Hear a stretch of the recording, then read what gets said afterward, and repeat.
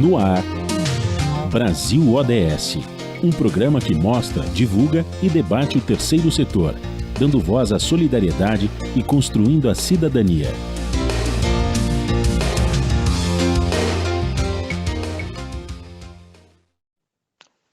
Bom dia, eu sou Joel Scali e começa agora o Brasil ODS, um programa do Observatório do Terceiro Setor.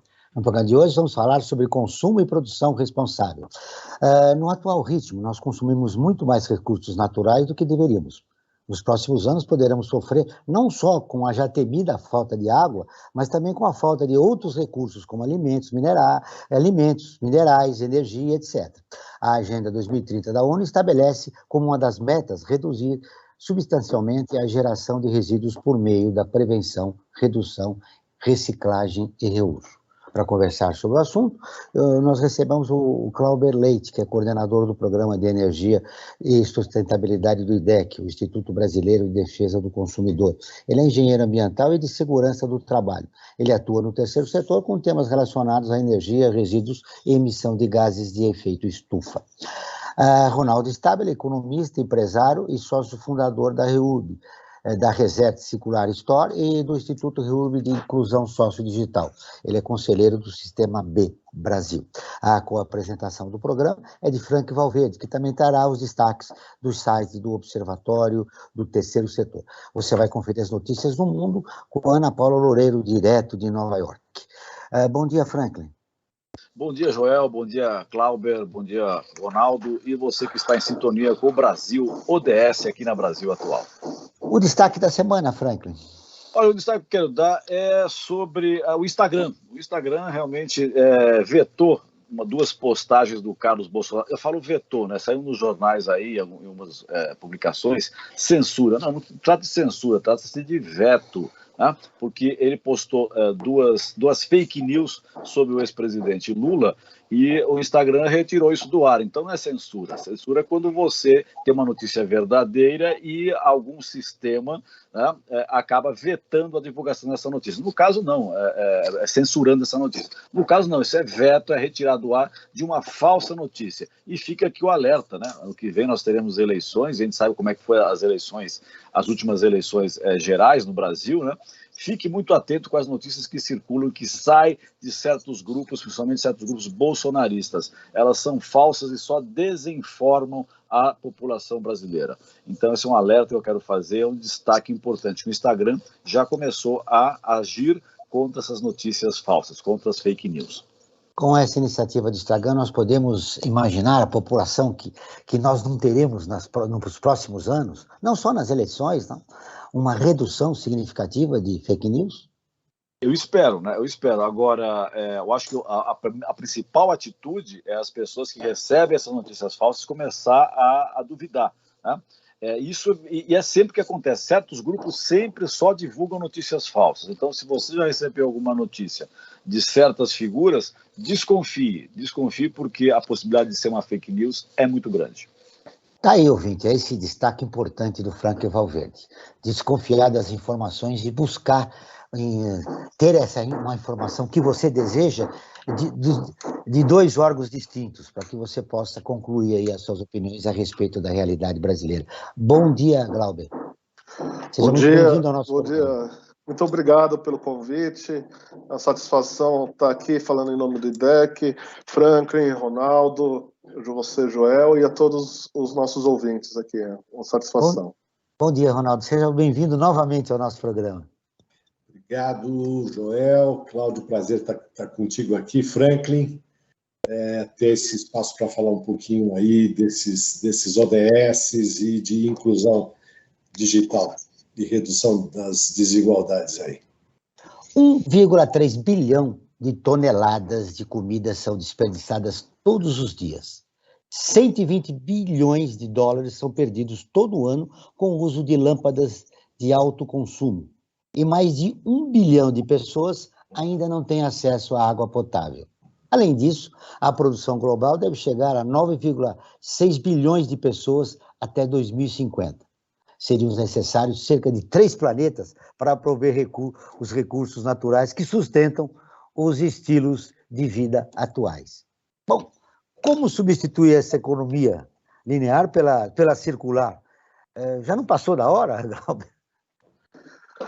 Olha, está mais que passado da hora. A gente já está num ponto de inflexão que a gente poderia ter feito alguma coisa para mudar essa curva, mas a gente já está num ponto que talvez a gente vai precisar mais de adaptação do que de mudanças mesmo. E o que deixou de ser feito? Olha, a gente tem, por exemplo, que é o tema aqui, os ODS como um guia, né? O ODS, ele é uma direção que é apontada para a gente ter esse desenvolvimento sustentável.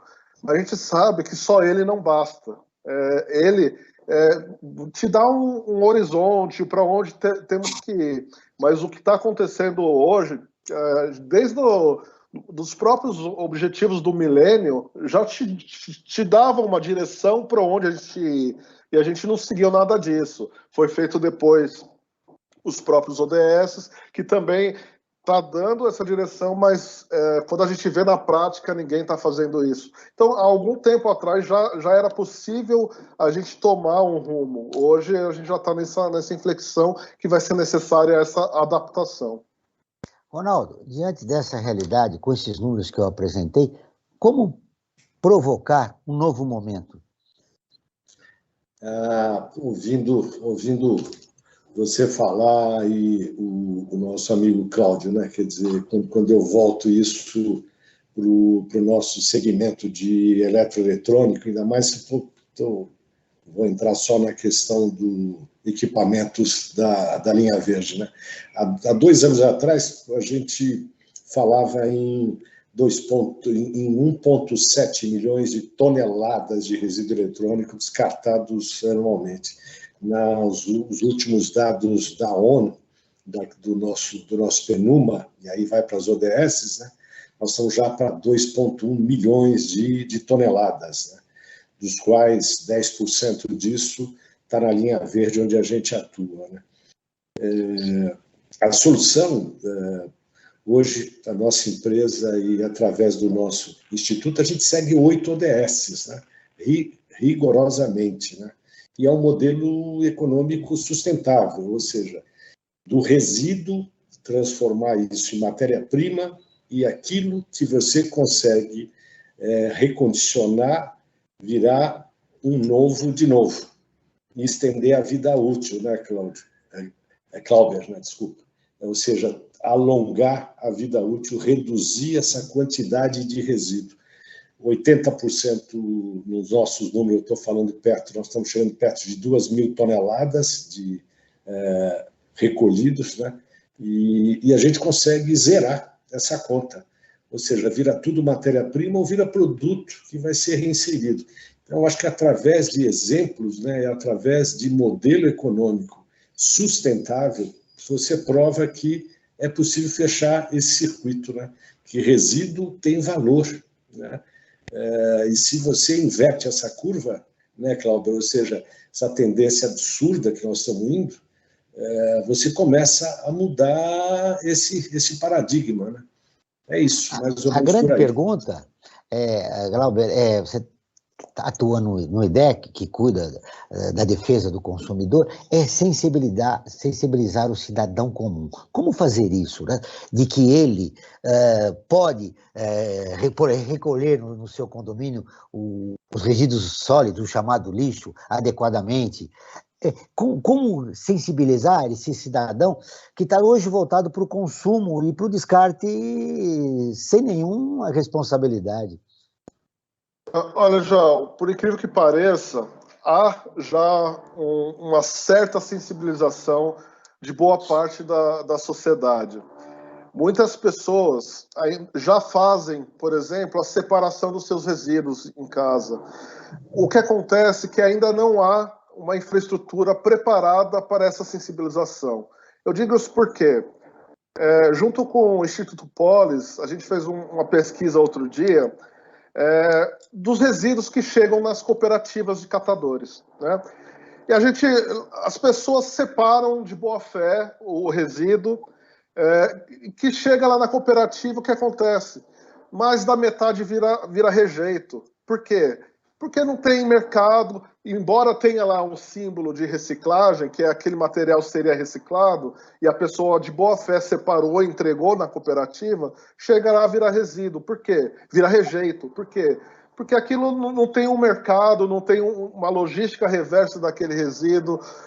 Então tem um desafio, claro, que é sensibilizar as pessoas, mas as pessoas estão abertas para fazer, ter essa consciência e fazer esse bem. Embora a nossa sociedade esteja com esse estigma do consumo por ele mesmo, né, sem a necessidade, mas isso facilmente, com um pouco de educação ambiental, a gente consegue mudar. Mas se não der as condições necessárias, isso acaba sendo contraproducente, porque se um consumidor que tem um trabalho, separa esse resíduo e sabe que no final do dia ele está indo para o aterro, não está fazendo diferença, isso é uma educação ambiental ao contrário, né? Vai ser contraproducente isso. Educação ambiental, é a palavra de ordem, Ronaldo. É necessário políticas públicas, né, para sensibilizar e montar uma linha de produção, né, para que ele não se perca lá nas usinas. Né? Glauber, vocês têm o número correto de quanto é perdido quando chega nas usinas desse material, desses resíduos sólidos? Olha, a gente fez um levantamento em 2 cooperativas, a Copamar e a Cop Viva Bem, são 2 cooperativas aqui de São Paulo. O número ficava entre 30% e 40%, mas a gente fez um levantamento de bibliografia de alguns outros levantamentos feitos, também está em torno disso. Tem uns que aproveitam um pouco mais, mas 30% a 40% é o número de rejeitos que a cooperativa destina para um aterro. É um número significativo, né, Ronaldo? Em relação aos resíduos eletrônicos, Ronaldo? Bom, quando você fala de separar um pouquinho de pessoa física, né, o consumidor, de empresa e de governo. Aqui nós estamos distribuindo essas 210 mil toneladas ano da linha verde, ou as 2,1 milhões de toneladas da linha de eletroeletrônico, sempre pensar que 1/3 é consumidor final, 1/3 é empresa que gera e 1/3 é governo. É o peso do próprio dessa área governamental é muito pesado nessa distribuição. Então, abrindo aqui o consumidor, né? Hoje existem os acordos setoriais, foi uma vitória, o Glauber deve ver isso de perto, né? Com o envolvimento da BINE e com a criação da Green Electron e obrigando e fixando meta de até 7% da geração do consumidor final, disponibilizar postos de entrega voluntária. Então, é um caminho, é uma solução que viabiliza o que o Glauber falou, a logística reversa, que é o maior custo, a maior dificuldade. Você já imaginou, Joel, que em cada um de nós ir buscar o teu celular velho na sua casa? Não tem custo que pague isso, né? Então, tem que consolidar o descarte para que isso seja direcionado direito, né? E está se começando a fazer isso. Demorou, né, Glauber? Ou seja, os acordos demoraram, mas estão acontecendo, a gente participou ativamente disso aí. Quando você fala a nível de empresa, e aí é muito legal falar disso, as empresas, você tem um Plano Nacional de Resíduo Sólido e uma legislação extremamente dura e correta, e que é considerada uma das mais modernas do mundo, né? Então, é só cumprir a lei, as empresas cumprirem a lei, descartar devidamente, rastrear, saber para onde vai, o que aconteceu, né? Nós fazemos isso obrigatoriamente, né? Então, por número de série, por número de equipamento, baixa de ativo, ou seja, a rastreabilidade, entrou 1 tonelada, o que aconteceu com essa 1 tonelada? Para onde foi? Zerar o impacto ambiental. Então, esse modelo pode ser aplicado a nível de B2C, e está caminhando para isso. Então, eu acho que essa virada é importante. Quando e você governo, você falou bem, Se o próprio governo não dá o exemplo, né, Joel, como é que faz? Né? Isso que eu ia te perguntar, Ronaldo. O Glauber falou do consumidor, pelo menos um segmento importante da classe média alta, faz a sua lição de casa e entrega os resíduos sólidos separados e tal, para que eles sejam reciclados. O governo e as empresas estão fazendo a sua lição de casa? Falando um pouquinho da nossa área, você já viu isso um pouco de perto, Joel? O duro é que vai para um leilão público, né? Então esse descarte vai para um leilão público e vão para gerenciadores. E qual é a destinação final, né? Qual é a responsabilidade do governo em rastrear, em dizer para onde é que foi isso? Quando é uma empresa privada, eu sou obrigado. Eu certifico, inventario e demonstro o que foi feito com aquele resíduo. Quando você vai para um leilão público, sabe lá Deus para onde é que vai parar isso tudo. A gente sabe mais ou menos, né? Porque no eletrônico o que tem valor agregado é a placa, se o equipamento é obsoleto. E o Brasil é um dos maiores exportadores de placa eletrônica do mundo. Coisa de louco, quer dizer... Então, o sucateiro, ou quem pega lá na ponta, se preocupa em retirar a placa, né, Cláudio? Que tem valor agregado alto. Isso também o nosso catador, né? Eu conheço vários, né? Então, para onde vai o resto? E o plástico? E o aço? E o cobre que está ali dentro? E todos esses minerais. Então, você tocou num aspecto importante, Ronaldo. De qualquer forma, as empresas elas têm que cumprir a lei, uma legislação que, se não me engano, é de 2012, né? 2010 e 2014 entrou em vigor. Então, elas têm que cumprir a legislação, então é um processo de conscientização. Em relação ao governo, né? O que falta para o governo se conscientizar de que esses leilões que eles fazem, parte disso vai para os chamados lições, quer dizer, o próprio governo está descumprindo uma lei e contaminando o meio ambiente, né? É um dilema. A nível de governo federal, Joel, a gente conseguiu criar a lei do desfazimento, né? Que é quando o equipamento se torna obsoleto e tem um destino não só ambiental, mas tem um destino social, que é o que a gente faz, né? Ou seja, parte de tudo que é gerado é aplicado em projeto de inclusão digital, ou seja, transformar o resíduo, o descarte em equipamento que vá para projeto social, para educação, né? Nós temos hoje perto de 100 projetos, 2.000 máquinas instaladas. Agora, você imagina se o governo, tanto a nível federal, estadual e municipal, tomasse essa atitude, como nós temos um modelo na USP, na Poli, no CEDIR, né? Ou seja, esses equipamentos, a vida útil estendida, impacto ambiental zero e colocado à disposição da área de educação.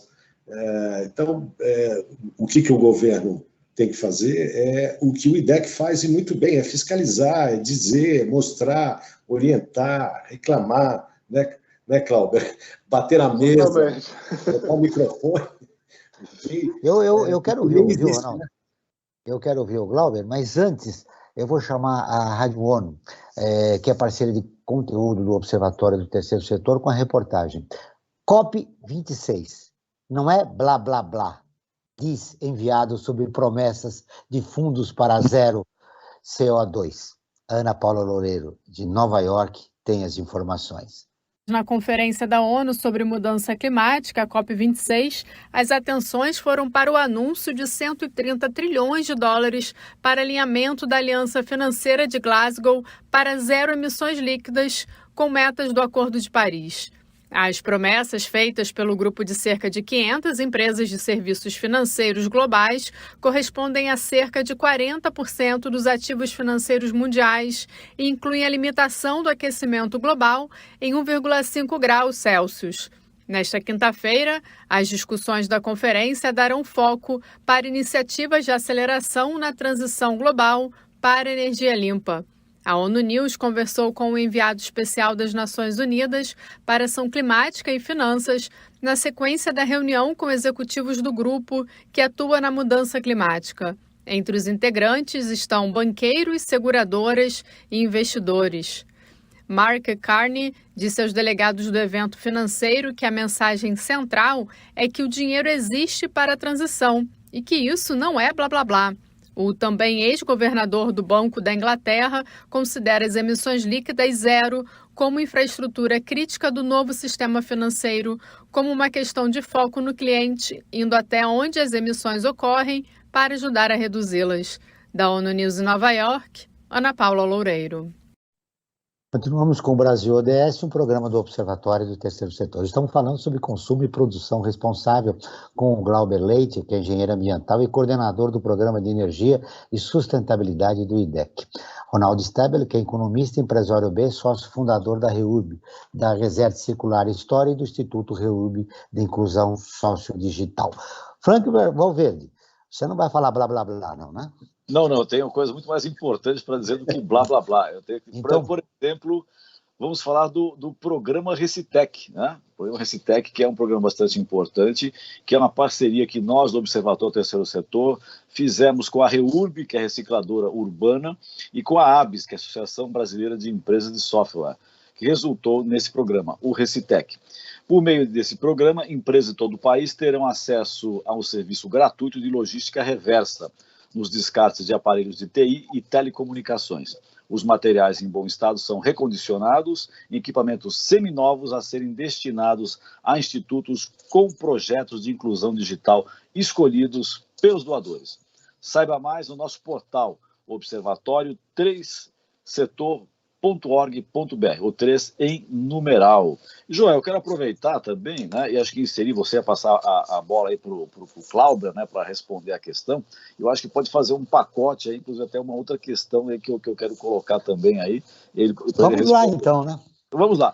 Vou falar da nossa enquete, e aí entra a nossa questão. A cada programa que nós realizamos aqui na Rádio Brasil Atual, nós fazemos uma enquete para saber um pouco da temperatura naquele tema que será debatido no programa.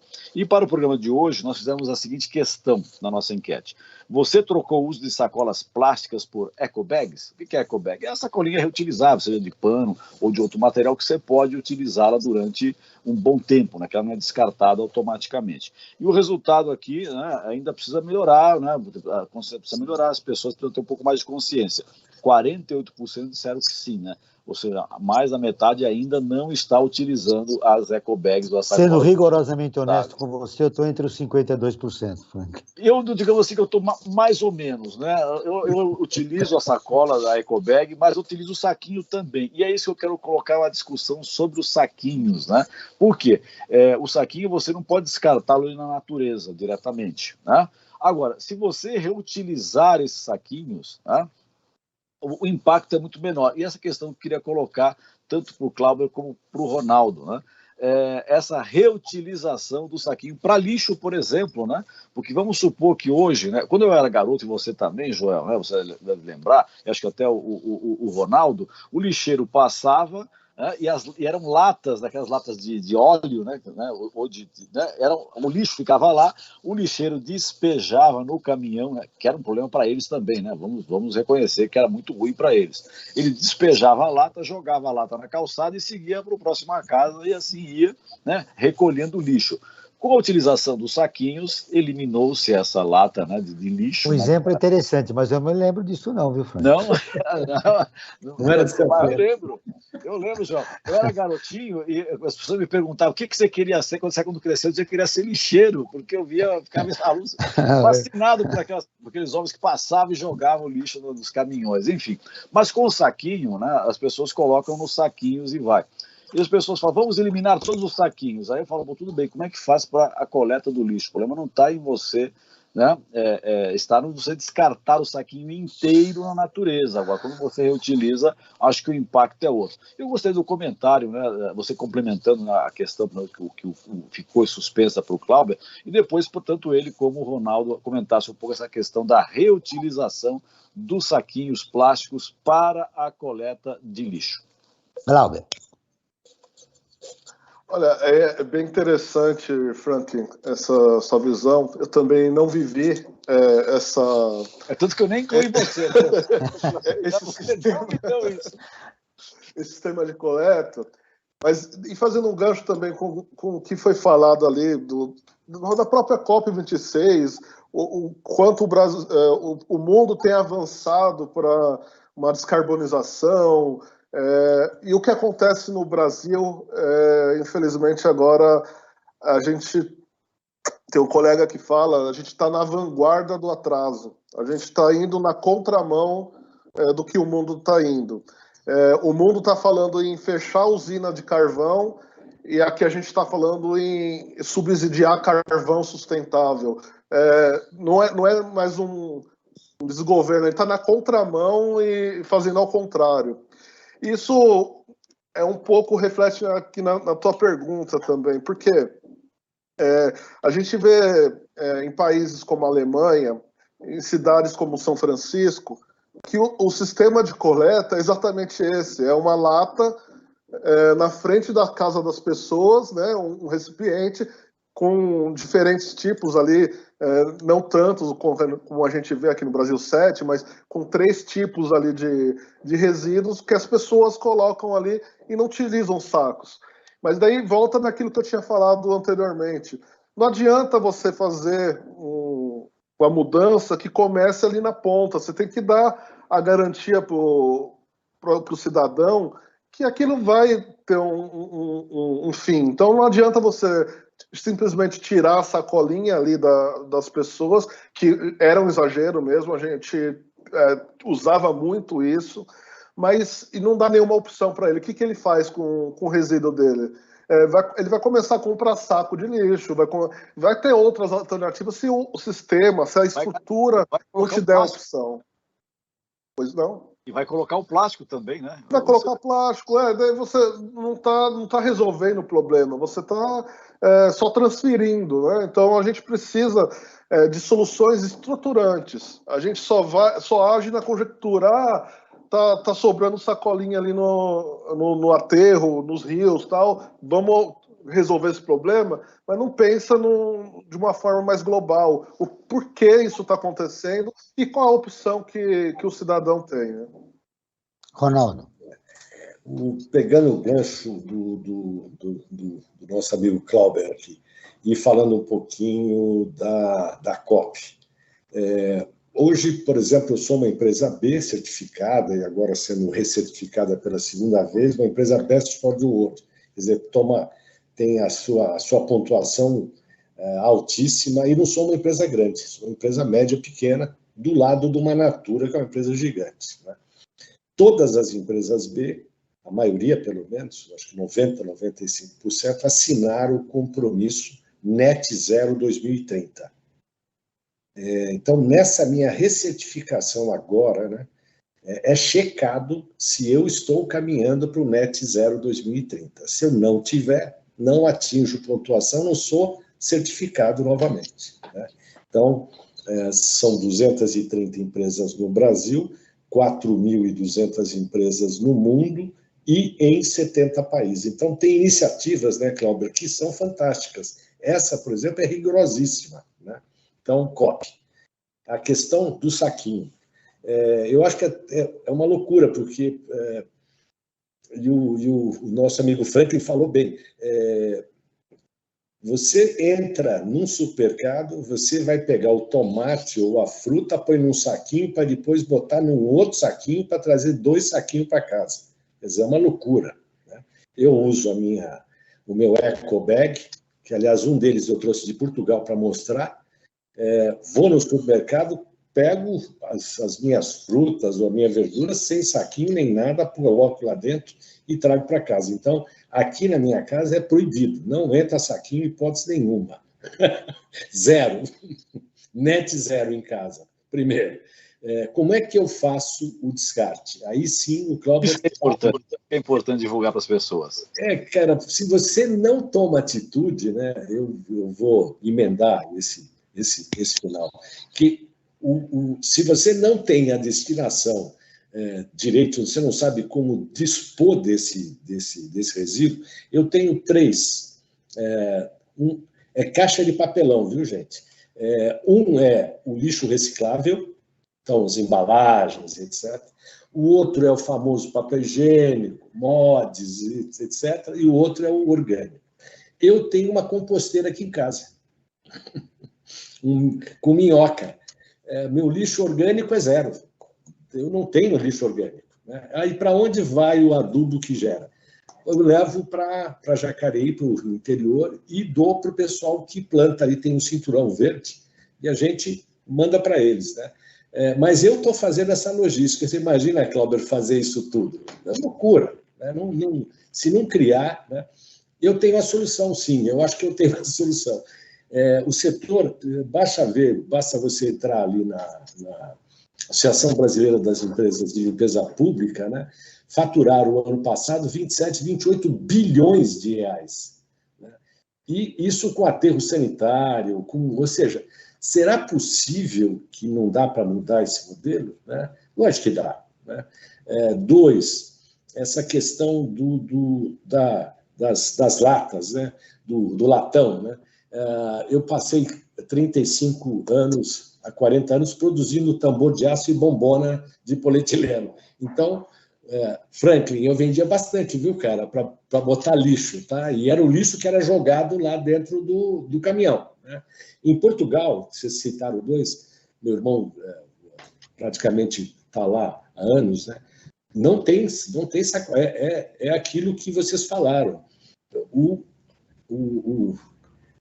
Aquele morador vai lá e joga dentro dos 3 separados, como eu tenho aqui. Né? Então, eu jogo separado e pronto, e o cara vai fazer a coleta. Eu sei lá, por exemplo, meu irmão sabe que do que ele paga por mês de aqui chama-se IPTU, né?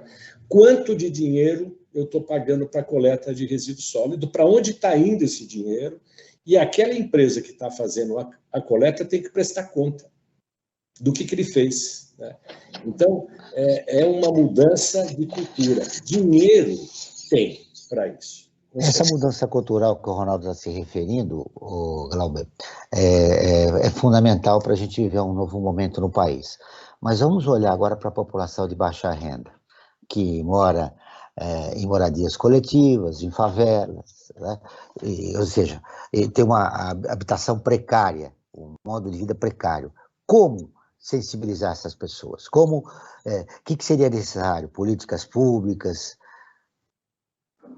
Olha, na verdade, essa é a população que mais ajuda, né? Essa é a população que está mais consciente e ela que sofre pelo descaso do tratamento de resíduos. Então, a gente tem o caso, por exemplo, em Florianópolis, que fizeram lá a chamada Revolução dos Baldinhos, que é a coleta dos resíduos orgânicos de uma região carente ali da cidade de Florianópolis, no qual os moradores se organizaram ali e passa uma pessoa de bicicleta coletando esse resíduo orgânico dessa região.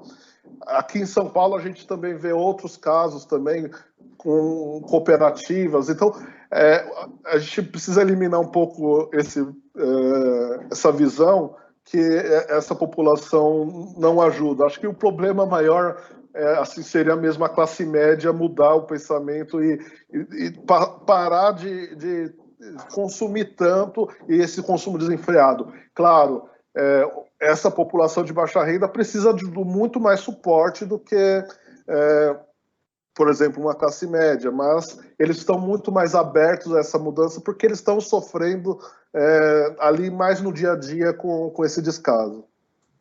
Eu agora vou fazer um convite a você, ouvinte, quer ficar informado sobre projetos, causas sociais e direitos humanos, siga o Observatório do Terceiro Setor nas redes sociais e acompanhe informações do Brasil e do mundo. No Instagram é @Observatório 3 Setor, No Facebook, é facebook.com/Observatório 3 Setor. Nossos programas de rádio também estão disponíveis no canal do YouTube. Lá você também encontra entrevistas e quadros de Como Você Sabia e Você Conhece, que mostram aspectos ignorados da história e refletem sobre a sociedade brasileira. No canal você também pode assistir lives realizadas pelo Observatório todas as quintas-feiras às 17 horas. A produção e o consumo são impulsionadores de economia. Isso quando feitos com foco em responsabilidade socioambiental, o que não acontece nos dias de hoje para o desenvolvimento sustentável. O Brasil ODS tem destacado muito a importância de se produzir de maneira mais responsável, que envolve novas formas de pensar produtos e serviços para a inovação de soluções de menor impacto ambiental e maior valor social. Estamos falando muito sobre economia circular. Os dados mostram que temos que mudar, é fundamental a mudança. Mas como mudar se há tanto desperdício, Ronaldo? Bom, a nossa empresa, não só essa agora, que tem 8 anos de vida, como a minha caminhada aí de 40 anos de empresário na área de embalagem, né? Você imagina como é viável a economia circular, porque tudo tem que ter sustentabilidade, né, João? A gente fala sempre disso, quer dizer, falar o discurso, mostrar, sair da economia linear para a economia circular. Então, o nosso setor, por exemplo, é uma coisa de maluco. Você gasta 30 vezes mais para buscar o ouro ou para buscar o minério, né, para fazer uma placa de eletrônico, para construir um computador, 30 vezes mais do que você usar o resíduo, transformar o resíduo em matéria-prima. Então, daqui a pouco, resíduo vai ser, e já é, valor agregado altíssimo, né? Então, se você não põe nessa fórmula a sustentabilidade econômica e mostrar que é viável, você não consegue fazer a economia circular rodar, né? Então, exemplo assim, bem pontual, né? Toda placa eletrônica precisa de ter ouro.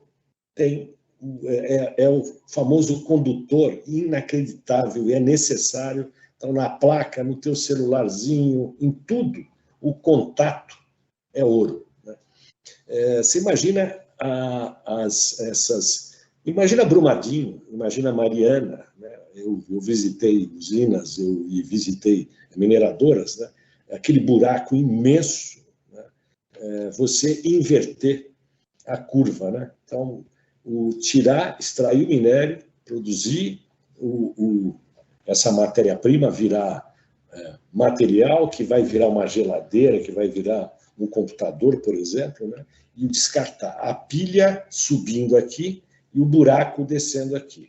A gente fala que já tiramos 4, 5 vezes mais do que o planeta dá. Então, daqui a pouco, vai ser não existe alternativa. Vai ficando tão caro, tão inviável buscar matérias-primas do solo, né? A extração de petróleo para fazer o plástico está indo para alto mar. É o custo mais alto que existe. Então, economicamente já vai se tornando inviável. Quem tomar a atitude, para mim, resíduo é erro de um design, é design thinking. Você produzir algum equipamento que não seja recondicionado ou reciclável, já é um absurdo imenso. Então, já começa na produção, né, Cláudia? Ou seja, é de lá, o saquinho plástico de snack, aqui, por exemplo, está proibido, o Doritos e outras coisas, porque aquele material, aquele filme, ele não é reciclável, né? Você comprar uma água mineral rosa, ele não é reciclável. Então, por que eu vou comprar rosa? Então, eu volto naquilo que o Cláudio falou, que eu dou 1000% de razão a ele. A classe baixa, os mais humildes, onde a gente tem os nossos projetos sociais, né, são extremamente conscientes. É inacreditável. Primeiro, porque ele tem baixo consumo, só vai consumir aquilo que realmente precisa. Segundo, usa a casca do alimento, usa tudo que pode, né? Não tem infraestrutura de coleta. Então, eles não são grandes geradores. É a classe média que faz o consumo. É a classe alta que faz o consumo, ponto. E aí está o grande problema, na classe média e na classe alta.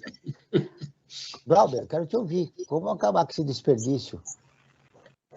Olha, o Ronaldo falou uma coisa bem interessante, que eu tenho batido nessa tecla também. Acho que quando há resíduo, houve essa falha, o sistema não está sendo eficiente, né? Não está.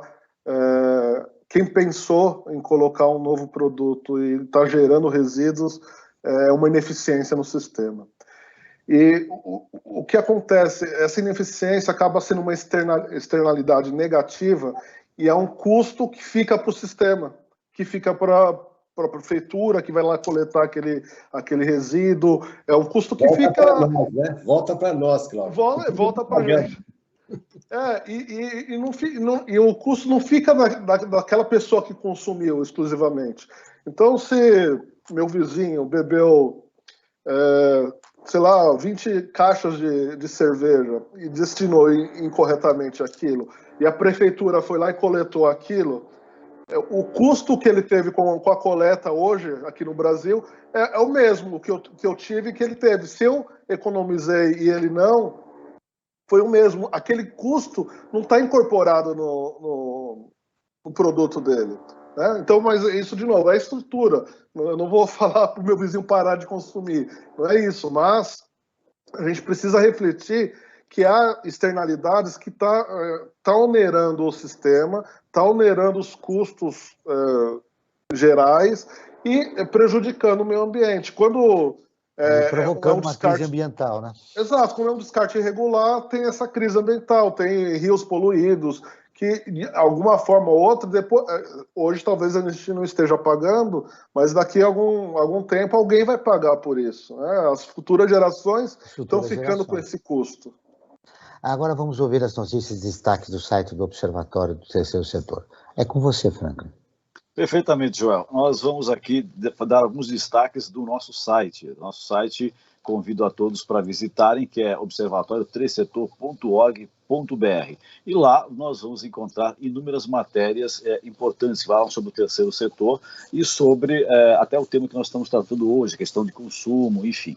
Uma das matérias que a gente pode destacar, por exemplo, é que a vida das famílias brasileiras que buscam comida no lixo. É a situação... Claro, ou seja, o desperdício é tão grande, as pessoas estão passando fome, elas vão buscar no lixo. Essas são umas matérias que você pode encontrar no nosso site. Outra é uma situação assim que volta milênios atrás, mas ainda estamos aqui em pleno século XXI. Uma família afegã vendeu a filha de 9 anos para um casamento com um homem de 55, né? Ou seja, o casamento infantil. Aliás, o Brasil, né, Joel, é o 5º país do mundo, né, em casamentos infantis, né? É verdade, exatamente. O Brasil é o 5º país do mundo. Aqui no Observatório, né? Vamos ter que, em breve, voltar a fazer novamente essa pauta, porque o Brasil precisa mudar desse patamar, né? É um absurdo. E a matéria que eu quero dar um destaque especial hoje é sobre desprezados. 40 milhões de pessoas vivem na miséria no Brasil. É uma matéria que foi escrita pela Maria Fernanda Garcia, e que diz o seguinte, que 39,9 milhões de pessoas vivem na extrema pobreza no Brasil, segundo dados do Ministério da Cidadania. Essas famílias vivem com renda per capita de R$ 89,00 por mês. O que uma pessoa faz com R$ 89,00 por mês? Passa fome, né? Não tem o que se fazer, vai passar a fome mesmo, né? Ou seja, complementando a matéria da Maria Fernanda Garcia, em 5 anos aumentou cerca de 3 milhões o número de pessoas no país em situação de insegurança alimentar, né? Grave, ou seja, traduzindo isso, fome, né? Chegando a pelo menos 10 milhões,300 mil, né? Milhões de brasileiros nessa situação. Isso sem contar com os dados que aconteceram agora na pandemia, né? Vivemos em pandemia. Esses números devem ter aumentado. Sem dúvidas, agravaram-se muito mais. Esta e outras notícias vocês podem ler, estão disponíveis no portal do Observatório do Terceiro Setor, agora também no formato de áudio, através da ferramenta de audiodescrição dos conteúdos escritos. É o Observatório do Terceiro Setor trabalhando para a integração de todos e todas, dando acessibilidade. Estamos caminhando para o último bloco do programa. Dados do relatório Luz 2020, 2021 revela que a política do governo federal impactou negativamente todas as metas e indicadores do ODS 12, que é consumo e produção responsáveis. O relatório mostra também que tentativas de mudar o Código Ambiental, flexibilizar o ordenamento jurídico, enfraquecer os órgãos de controle, redução da fiscalização e ausência de dados atualizados sobre o contexto da produção e consumo consciente. Cláudio, você que na IDEC que tem um importante trabalho em relação a cobrar do governo, a legislação atual, como reverter esse cenário? Antes de falar como reverter, só uma pincelada também nos dados que o Franklin trouxe para a gente. Um outro tema que a gente tem atuado é a energia. A gente fala, no Brasil a energia elétrica está universalizada. Não, ainda tem mais de 1 milhão de pessoas sem acesso à energia elétrica no país, 1 milhão. A gente vê, nesse último ano, o aumento do consumo de lenha para cocção. As pessoas estão pegando lenha para cozinhar, porque não estão conseguindo mais comprar um gás ou usar um micro-ondas. A gente viu aí, recentemente, o trágico acidente de uma mulher que se queimou utilizando álcool para cozinhar também. Ela é a filha. Acho que esse é um cenário, de novo, a gente está vendo uma regressão. O IDEC participou também na confecção do relatório Luz e ajudou a analisar tanto o ODS 12 quanto o 7, que é de energia. A gente está vendo essa regressão e, infelizmente, as pessoas estão sofrendo na pele, né? Estão passando realmente fome e necessidades básicas. A gente está vendo cada vez mais isso. E como mudar? Essa é uma postura, talvez, o Ronaldo falou no início, as responsabilidades, né, de governo, consumidores e empresas. Acho que só uma união mesmo de todos esses setores e ver que ainda há necessidade de ajuda à pessoa. Ainda são, a gente fala de uma economia circular, de ensinar a pescar, toda essa questão, mas ainda é necessária a filantropia, sabe? Ainda é necessário, porque pessoas ainda não têm necessidades básicas, pessoas passando fome, pessoas sem energia, pessoas sem ter dinheiro para o outro dia, sabe? Então, uma união de todos, claro, cada um no seu papel. Acho que principalmente o governo tem um papel fundamental de estruturar tudo isso, mas empresas e cidadãos também podem contribuir para que a gente veja essa mudança que é necessária, né? A gente viu no relatório Luz uma regressão e não é isso que a gente deseja, né? A gente deseja um avanço da sociedade como um todo para que tanto essa geração como as próximas tenham essa sustentabilidade e essa condição de viver. Para dar uma resposta imediata para os problemas graves que o país passa, a valorização do terceiro setor é fundamental, das organizações que trabalham direto com essa população carente, que vive na extrema pobreza. Ronaldo, outro destaque do relatório Luz, com base em dados de 2019, estima-se que foram coletados 65,11 milhões de toneladas de resíduos sólidos urbanos, domiciliares e públicos nos municípios brasileiros. E desse montante, apenas 0,4 milhões de toneladas de resíduos recicláveis secos são recuperados. Aquilo que o Glauber falou numa pesquisa que ele fez aqui em São Paulo, nós estamos dando a pesquisa em geral aqui do país. Olha, apenas 1,04 milhões de toneladas são recicláveis de 65 bilhões de toneladas, indicando que a prática de coleta seletiva no país ainda está no patamar muito baixo, precisa crescer muito. Diante dessa realidade, Ronaldo, como alcançar o objetivo da Agenda 2030 da ONU? Bom, você falou de resíduo sólido urbano, né? Quando você vê o resíduo sólido urbano de eletrônico, os índices são iguais. 2,1 milhões de toneladas, nem 2% são reciclados ou recondicionados, muito menos ainda. Né? Então, vamos lá. O que eu penso? Que a gente tem que partir para soluções realistas. Né? Então, se nós estamos falando de a fratura exposta das desigualdades, eu sempre pensei como empresário, e agora como empresário B, etc., uma empresa vive da sociedade. O que ela devolve para essa sociedade? Né? Então, a minha empresa, durante esta minha caminhada, a minha empresa vivia do consumidor, vivia do social, né? Vive da ponta. O que eu estou devolvendo para essa sociedade? Né?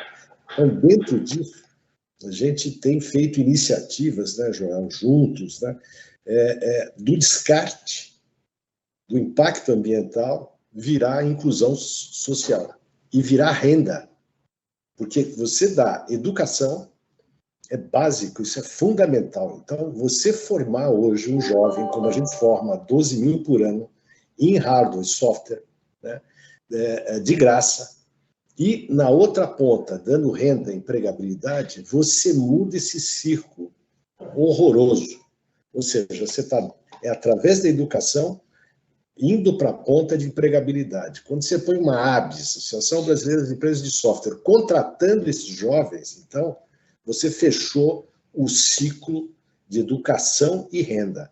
Esse jovem, isso é prova, isso tem testemunhos de inúmeros jovens, vai passar a ganhar salários médios de R$ 2.500 a R$ 3.000. Ele vai sustentar a casa dos pais.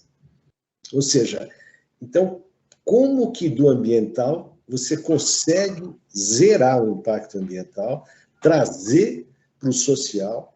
É o terceiro setor aqui na ponta. Quem está fazendo, quem está na ponta, quem está no Borel, Dona Marta, Heliópolis, Paraisópolis, é o terceiro setor. Né? São nossos parceiros que estão lá, que conhecem as dificuldades. Então, por que não pegar esses modelos? Por que a dificuldade tão grande? Né? Igual o nosso modelo, existem vários outros, né, Cláudio? Iniciativas fantásticas. Né? Não estou falando de incentivo fiscal, que a gente não tem nenhum, é o contrário. Quando eu vou vender, eu pago ICMS. Quando eu recebo 0 de ICMS. É um desastre. A parte fiscal é um demônio isso aí. Mas é viável. Né? Então, como mudar esse círculo maluco e que só piora, né, Joel? Então, com iniciativas como Recitec, como do IDEC... Ou seja, o grande desafio, Ronaldo, é aumentar projetos como esse que estão dando certo.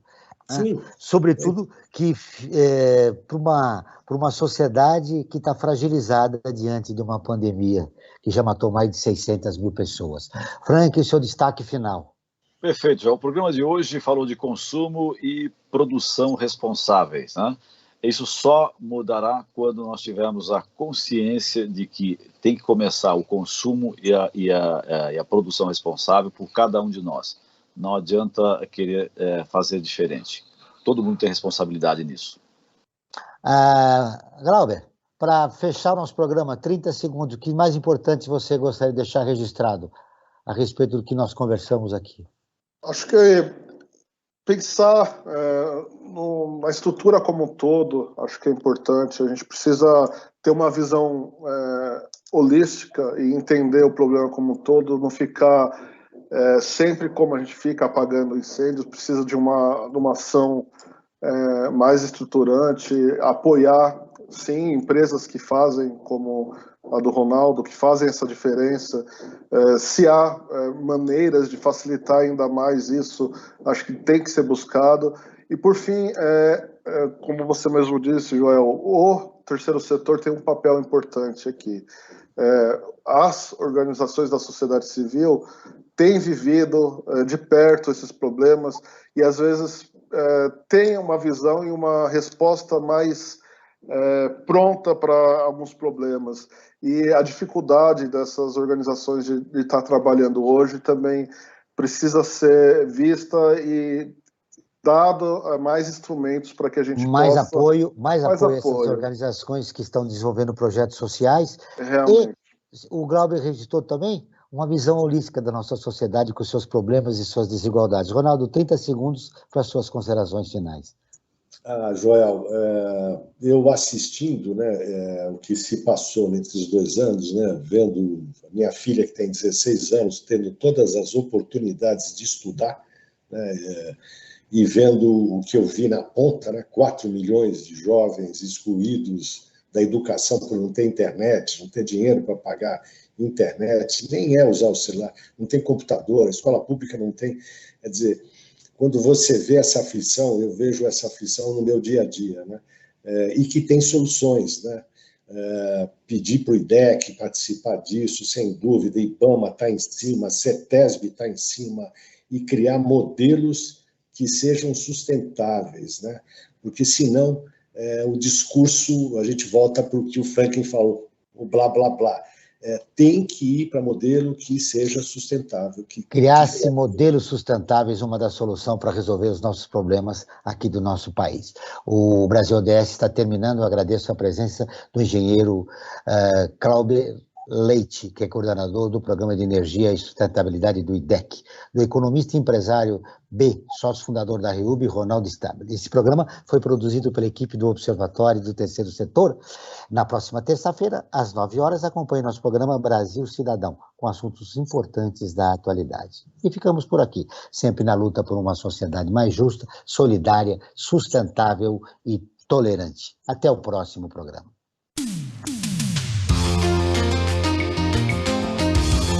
Você acabou de ouvir Brasil ODS, um programa do Observatório do Terceiro Setor.